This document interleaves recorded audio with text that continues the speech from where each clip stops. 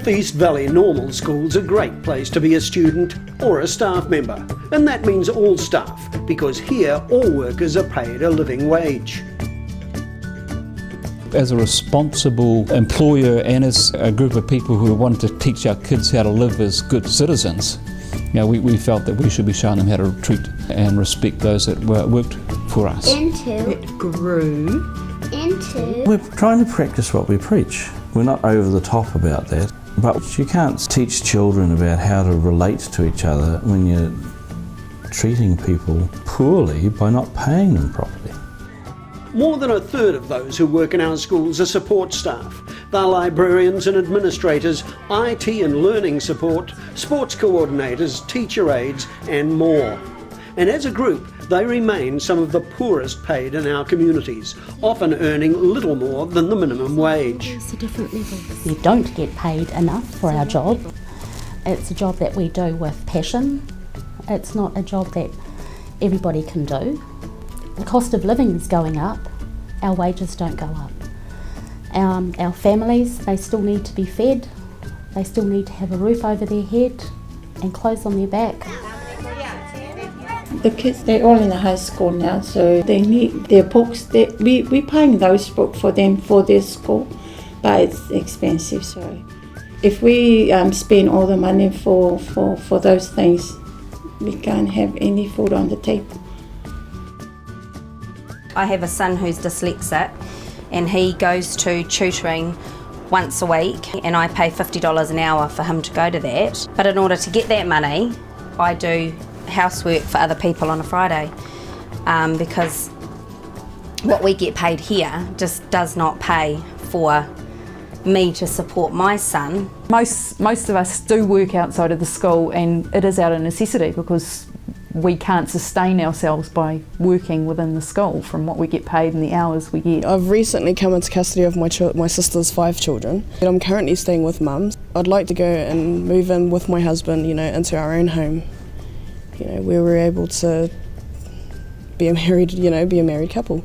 Being a teacher aide just isn't gonna get me there. Sometimes I don't really do a shopping. Then that means we're not eating a healthy food. We're probably living on a bread and a rice for a week. Then I'm worrying about my little one because he can't live on that. For the leadership at North East Valley Normal School in Dunedin, the knowledge that some of their staff were struggling on low wages was unacceptable. That's an ethical issue for us. You have a teacher aide on $16 an hour beside a school teacher who is earning maybe 70 grand a year, gaining the benefit of having this person, this assistant beside them. So, if we're saying on the one hand, we want a fair and equitable society, but we're not paying our staff a fair and equitable wage, well, we can be accused of hypocrisy and that wasn't something we wanted to live with. The school turned to the living wage, a rate which independent researchers have deemed the minimum wage necessary for workers to survive and participate in society. It's an income that reflects basic expenses such as food, transportation, housing and childcare. It's currently set at $18.80 per hour. While adopting the living wage seemed a tall order, the school decided to investigate it. In the end, we realised that if we could afford it, that we should be doing that, and perhaps even if we couldn't afford it, we should be doing it anyway. Well, we costed it. We went through every support staff's situation and then worked out what more we needed to squeeze from the budget to enable us to pay everybody at that rate. And it was surprisingly low. We decided that it was a priority and that other things might have to wait or we might have to cut here and there, but it wasn't a huge amount of money. For every support staff whose wages we put up, we could have bought 1 extra iPad. So if it means that we don't have 1 extra iPad in that classroom, but we pay our teacher aide a better wage, what's more important?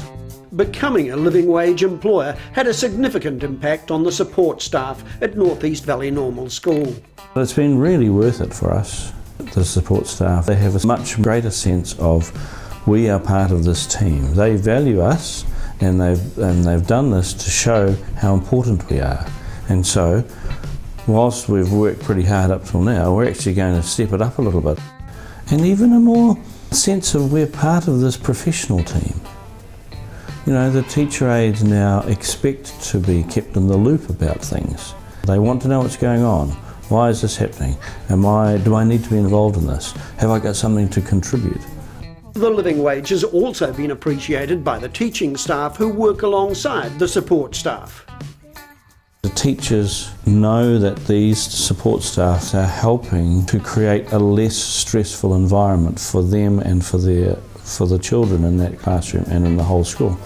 And so the teachers really appreciate us acknowledging the work they do and trying to give them a fair wage.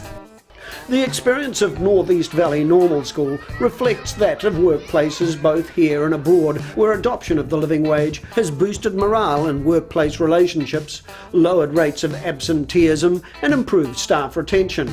It's also enhanced productivity and performance, and importantly, improved the public image and reputation of both the workplace and the people who work there. You feel a little undervalued at times. You hear it all the time, oh, I'm just a teacher aide. They do school surveys here once a year, and it came out of the last one within the Me and My School one that the students do. One of the questions was, who helps you with your learning? And not one student said learning support. We're giving the one-on-one attention, and yet none of them recognised it.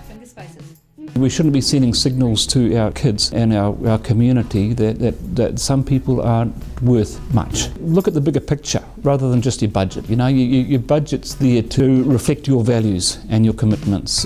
Do we choose the decision based on what the community would want? Or do we do it in line with what our treasurer or our accountant would advise? You know, if we're really meant to be bringing these children into a future full of hope and promise, we should be easily choosing the things that are better people's lives, you know?